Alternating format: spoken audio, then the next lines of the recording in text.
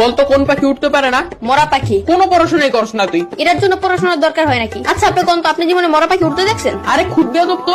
এই তোর নাম কি? কথা গুরান কে মরা পাখি উঠতে পারে? এই তুই থাকুস কই? আমার বাসায় থাকি। বদমাইশ, তোর বাসা কই এটা জিজ্ঞেসি। না আপনি জিজ্ঞেসেন আমি কই থাকি। আজব তো, এবার কত তোর বাসা কই? আরে আমি যেখানে থাকি ওই জায়গায় আমার বাসা। তোর কিন্তু আমি মাইর দিমু। পড়া তো পারস না, আবার তেরামি করস। কেন কোন পড়া পারিনি আমি? ওদিন তোর একটা অঙ্ক জিজ্ঞাসিলাম, পারস নাই। কোন অঙ্ক পারি নাই? ধরেন এখন ধর তোর কাছে 20 টাকা আছে, তুই 10 টাকা তোর বন্ধুরে দিলি, তোর কাছে কয় টাকা থাকে? আপনি অঙ্ক বাদ দেন, আমি কি এতই বললো যে 10 টাকা দিয়া দিমু? এই যে কোথায় কোথায় বেয়াদবি করস। এত সহজ অঙ্ক ধরলাম তাও পারস না। কি পড়স তুই? শার্ট পরি, প্যান্ট পরি, গেঞ্জি পরি, জুতা পরি। ওই স্যার করতে হইব না, মাথায় জ্ঞান বুদ্ধি বলতে কিছু নাই তোর। আপনার চেয়ে বেশি আছে। আবার তেরামি করস। তার আমি কি? আপনি আমার বুদ্ধি পরীক্ষা করে দেখেন। তাইলে ক, সমুদ্রের মাঝখানে একটা লেবু গাছ থাকলে তুই লেবু কেমনে আনবি? বাজার থেকে কিনে আনবো। আর আমি বুঝাইতে চাইতেছি যে ওই গাছ থেকে লেবু কেমনে আনবি। ডানা দিয়ে উইরা উইরা। তোর তো ডানাই নাই, ডানা কি তোর বাপে লাগাইবো? সমুদ্রের মাঝখানে লেবু গাছকে তোর বাপে লাগাইবো?